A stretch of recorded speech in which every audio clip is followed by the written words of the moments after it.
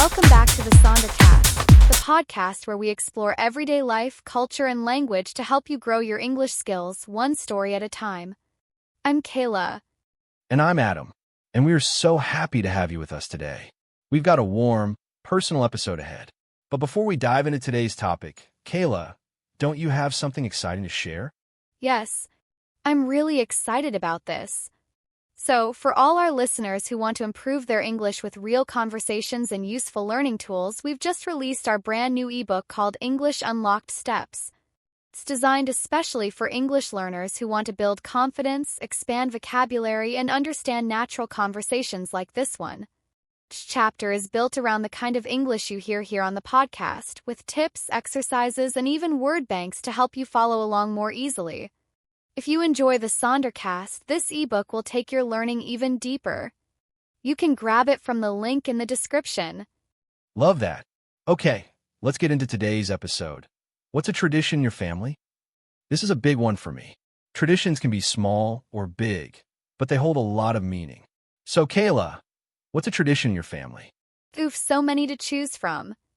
But I think one of the most special ones is what we call the Sunday table. Every Sunday, no matter what's going on, work, stress, anything, we all come together around the table at 1 p.m. sharp. It's a family lunch tradition. No phones allowed, and we always cook together. My grandmother starts the meal, my mom bakes, and we all help out.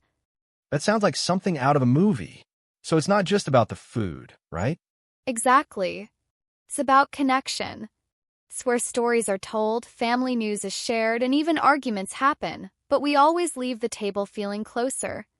It's like hitting a reset button before a new week starts. I love that. And it's interesting how food becomes the center of tradition. In my family, one of our big traditions is the story night. It happens once a month. We turn off the TV, light some candles, and each person shares a story. It can be real, made up, funny, or even a memory from the past. Oh wow, that sounds magical. Did you do that when you were a kid? Yep, it started with my dad. He used to say, "Stories make us human." And I remember sitting cross-legged on the carpet while he told stories about when he was a kid. Then as I got older, I started telling my own. And now, even when we're far apart, we sometimes do it on Zoom.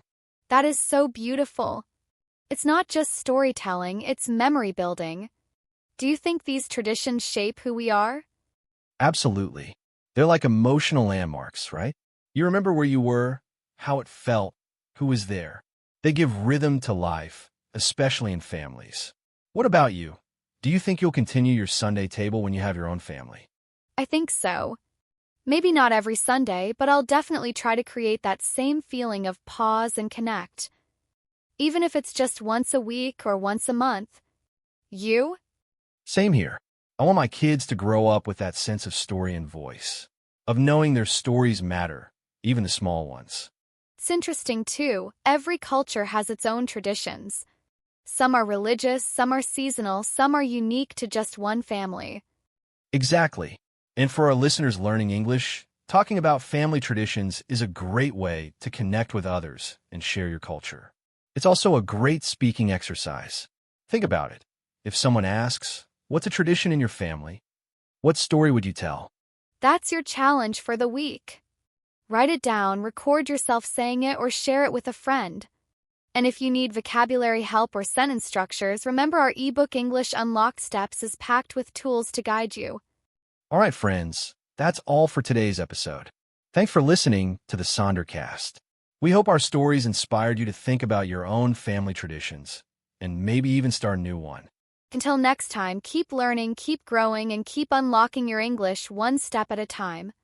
Take care and see you in the next episode.